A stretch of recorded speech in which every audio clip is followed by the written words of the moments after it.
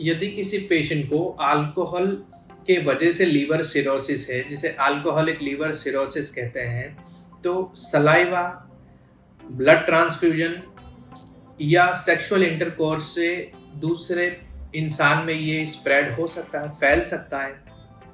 अब यहाँ पे आपको फंडामेंटली ये समझने की ज़रूरत है कि यदि उस इंसान को सिरोसिस ऑफ लीवर होने के पीछे मेन रीजन अल्कोहल है और अल्कोहलिक लीवर सिरोसिस है, तो इस केस में ये तीनों ही चीज़ से सलाइवा या सेक्सुअल इंटरकोर्स या फिर ब्लड ट्रांसफ्यूजन से दूसरे किसी इंसान में ये नहीं फैलेगा।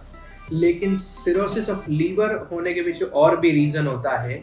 उसमें से यदि किसी पेशेंट को हेपेटाइटिस बी या सी पॉजिटिव होने से, और ये भी साथ में एसोसिएटेड या फंडामेंटल कॉज है लीवर सिरोसिस क्रिएट करने में, तो अगर इस ग्रुप का इंसान है तो इस ग्रुप के इंसान को में से अगले इंसान में सेक्सुअल ट्रांसमिशन या ब्लड ट्रांसफ्यूजन से हो सकता है उस बंदे में भी ये इन्फेक्शन लगे और with the time over a long period उसको भी सिरोसिस लीवर हो। लेकिन सलाइवा के कॉन्टेक्स्ट से ये बिल्कुल नहीं होता है। तो माइंड में हमेशा ये होना चाहिए कि फंडामेंटल कॉज क्या है। हेपेटाइटिस बी और सी वाले जो केसेस होते हैं बहुत सेंसिटिव केस है और ये इन्फेक्शन स्प्रेड कर सकते हैं। Thank you.